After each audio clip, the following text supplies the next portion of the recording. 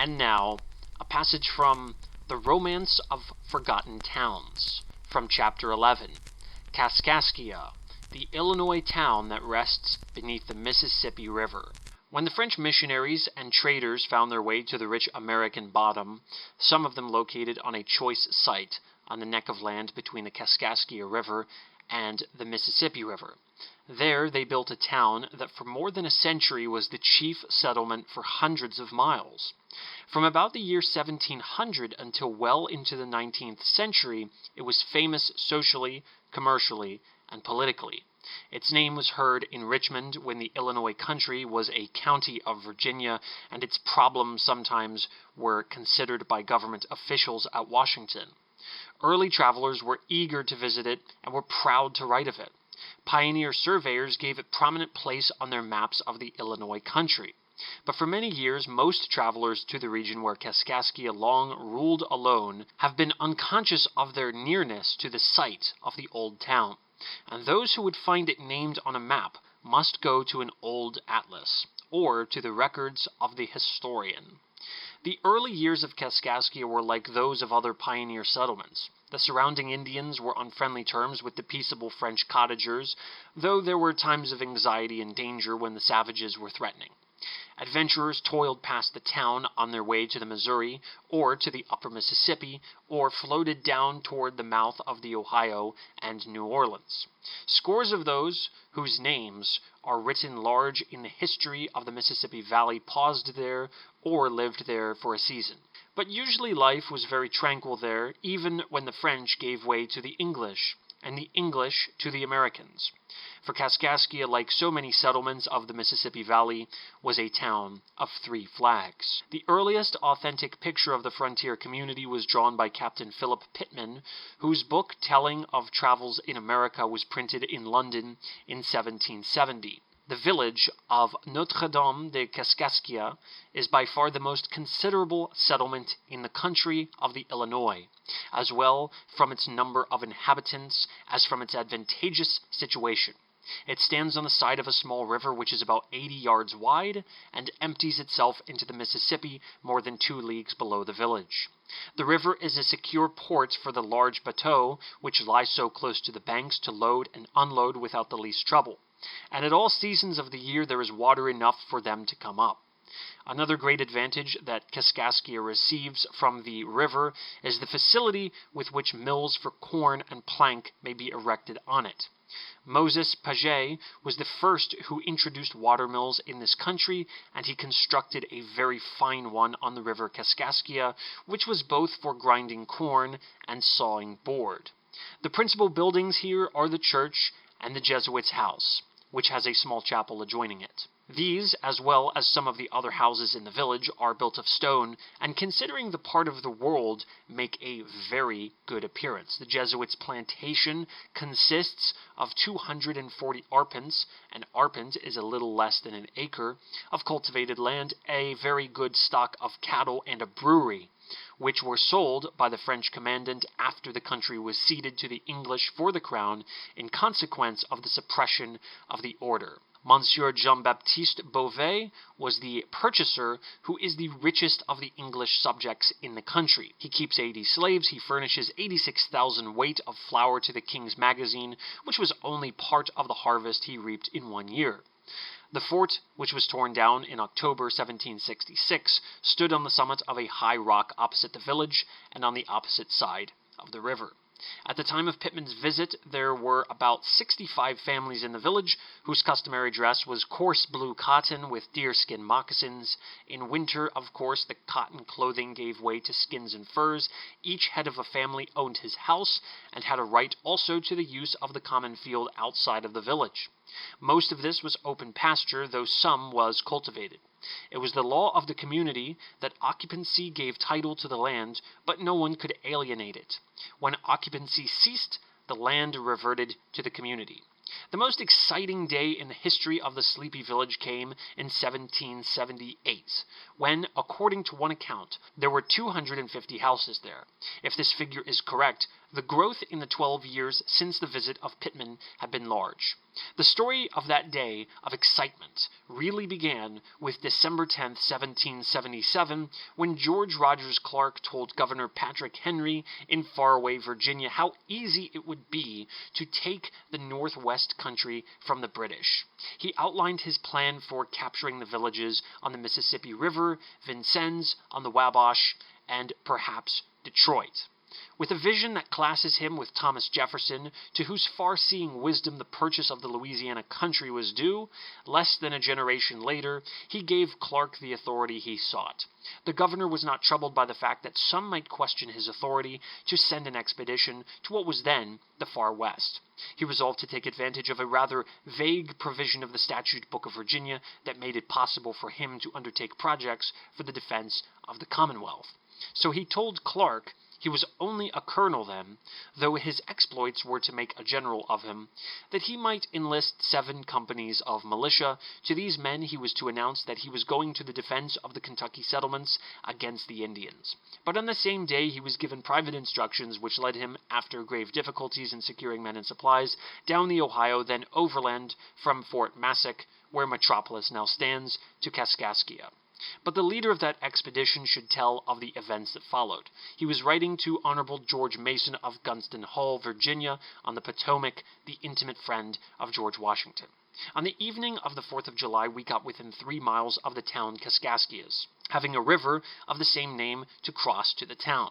After making ourselves ready for anything that might happen, we marched after night to a farm that was on the same side of the river about a mile above the town, took the family prisoners, and found plenty of boats to cross it, and in 2 hours transported ourselves to the other shore with the greatest silence. I learned that they had some suspicion of being attacked, and had some preparations, keeping out spies, but they, making no discoveries, had got off their guard. I immediately divided my little army into 2 divisions, ordered one to surround the town, with the other I broke into the fort, secured the Governor M. Rocheblave, who had transferred allegiance from the French to the English, in 13 minutes, had every street secured, sent runners through the town, ordering the people on pain of death to keep close to their houses, which they observed, and before daylight had the whole town disarmed. Nothing could excel the confusion the people seemed to be in, being taught to expect nothing but savage treatment from the Americans. Giving all for lost, their lives were all they could dare beg for, which they did with the greatest fervency. They were willing to be slaves to save their families. I told them it did not suit me to give them an answer at that time. They repaired to their homes, trembling as if they were led to execution. My principles would not suffer me to distress such a number of people, except through policy it was necessary. A little reflection convinced me that it was my interest to attach them to me according to my first plan. I sent for all the principal men of the town, who came in as if to a tribunal that was to determine their fate forever, cursing their fortunes that they were not apprised of us time enough to have defended themselves. I told them that I was sorry to find that they had been taught to harbor so false an opinion of the Americans and their cause, explained the nature of the dispute to them in as clear a light as I was capable of. It was certain that they were a conquered people, and by the fate of war was at my mercy, and that our principle was to make them redeemed from, instead of enslaving them, as they imagined, that if I could have surety of their zeal and attachment to the American cause, they should immediately enjoy all the privileges of our government and their property secured to them, and that it was only to stop the further effusion of innocent blood by the savages and the influence of the governor that made them an object of our attention, etc. No sooner had they heard this, their joy sparkled in their eyes, and they fell into transports of joy that really surprised me, that they should think themselves the happiest people in the world if they were united with the Americans. They returned to their families, and in a few minutes the scene of mourning and distress was turned into an excess of joy, nothing else seen or heard, adorning the streets with flowers and pavilions of different colors, completing their happiness by singing, etc. Thus, without firing a gun, Clark's force of a little more than 100 men, the Kaskaskians thought he had at least 10 times as many, succeeded in winning Kaskaskia, and so the entire Mississippi country for the colonies. Clark made many friends in the village who were of wonderful assistance to him in the further performance of the task he had set himself. Easily first among them was Francis Vigo, a Spaniard who had gone from Sardinia to New Orleans and from there to St. Louis. He was in business there when he learned of Clark's presence in Kaskaskia. Attracted by him, he offered to do anything he could to help him. So Clark sent him to Vincennes to learn how fared Captain Helm, whom Clark had sent to take the fort on the Wabash. When he reached there, he was taken prisoner by the British, who had surprised Captain Helm, but he was released on the promise that he would not do anything injurious to the British interests on his way to St. Louis. He kept his promise, first going to St. Louis. He then turned to Kaskaskia and told Clark all that had happened at Vincennes. The news was timely. Clark was able to plan to go at once to the relief of Vincennes, but he was in difficulty for supplies since he had nothing but continental currency, of which the French traders at Kaskaskia knew nothing. Their suspicion continued until Vigo was seen to accept this at his branch store at Kaskaskia. They thought that what such a good businessman did, they also could do. Not only did Vigo accept $20,000 in continental currency, but he advanced more than $11,000 in addition for the expense of the all-important expedition. Unfortunately, Vigo, the friend of the colonies in their time of need, died in poverty in 1836. He had presented his claim to Virginia, but it had not been honored. His heirs received $50,000 in 1870, nearly a century after the loan was made. After the Revolution, Kaskaskia prospered for many years. Settlers crowded in. Many of Clark's men, on their return to Kentucky and Virginia, told of the beauties of the American bottom, and some of their neighbors returned with them to Kaskaskia. In 1800, there were 350 families in the town. A single reference to Kaskaskia in the correspondence of William Henry Harrison, governor of Indiana Territory, of which Illinois was part at that time, shows something of the remoteness of the community and the manner of life there. This letter, dated at Fort Washington, Cincinnati, 13th April 1795, was addressed to His Excellency the Commander-in-Chief. It reads, "Just as I arrived at this place, Captain Pierce was sending forward dispatches for your Excellency from the War Office, which no doubt contain the intelligence and arrangements that have been so long expected.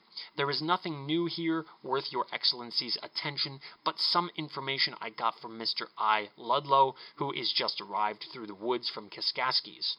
He says that the 2 Indians mentioned in the extract enclosed in Captain Passner's letter to you were murdered when under the protection of a magistrate of Kaskaskias by Whitesides between Kaskaskias and Cahokia, as they were going to the latter place where they were to be confined. Whitesides is at the head of a small settlement between Kaskaskias and Cahokia.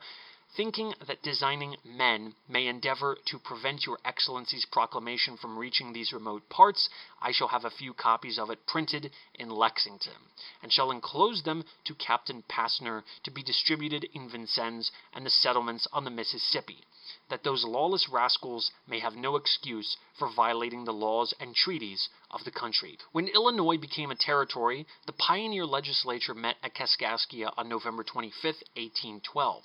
Both houses met in a large building of uncut limestone, which had a steep roof and a gable of unpainted boards. There were also dormer windows. The building after the flood that caused the abandonment of Fort Chartres had been used by the French as headquarters for the military commandant.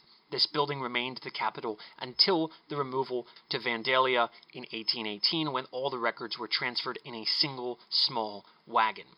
Forsaken by the legislature, Kaskaskia was not forsaken by the rivers between which its founders had located it. Gradually these encroached upon the site. Finally, floods threatened to make Kaskaskia an island, the Mississippi reaching across the neck above the town to the Kaskaskia, or Okaw, as the river came to be called because of the French way of saying that they were going Okaw to Kaskaskia. In vain, the government strove to protect the Kaskaskia, but following the heavy winter snows of 1880 to 81, the ice and floods swept down the river and carried away the protecting works. Then the Mississippi cut across the 400-yard neck that separated the rivers. At first, the water fell into the Kaskaskia with a 6-foot fall, but soon the alluvial soil was swept away and a far wider channel for the river was made. The people stood by and watched the awful force of the flood waters as they tore across to the Kaskaskia, which was but 600 feet wide at the point of the junction. The flood was flung against the farther bank of the Kaskaskia, where great trees were uprooted and carried downstream. Sometimes a half-acre of ground would fall into the river at one time. The relentless river then began to wear away the island on which Kaskaskia stood. One by one, the houses slipped into the stream, and year after year, there were less people in the town. Some lingered until 1898, but by that time there was little left. In 1906, a single chimney was standing on the bank of the stream, all that was left of old Kaskaskia. It is easy to enter into the feelings of an Illinois historian who, in the course of an address, said, "The very river upon whose placid waters the French settlers paddled their light canoes has become the bed of the wild currents of the Mississippi and Missouri rivers, and that beautiful and rocky peninsula whereon the old town was located has become a desert island. The history of the world affords no parallel to the rapid and absolute demolition of old Kaskaskia town. Cities have gone down to ruin, but yet have left some traces of their former greatness. Not so with old Kaskaskia. The very earth on which she stood has become a desert and a desolation. It is scarcely beyond the life of those now living when she was the most important place in our western territories, the center of trade in Illinois, the capital of our territory, the capital of our state, and with a population of some 3,000 people, embraced a large proportion of the wisdom, learning, wealth, and eloquence of Illinois. For many years it was thought that even the old records of Kaskaskia had perished, but in 1905 a member of the Chicago Historical Society discovered them, stored on top of the bookcase in one of the county offices at Chester, the successor of Kaskaskia as county seat of Randolph County. These records go back to 1737, when a clerk of the French court lived at Kaskaskia, and when a judge came from Fort Chartres to mete out justice there.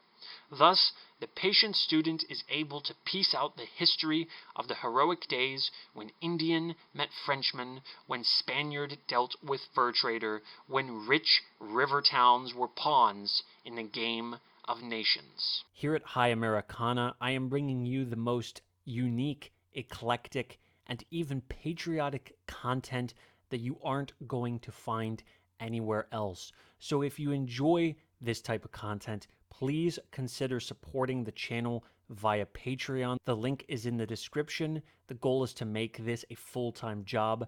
Thank you very much.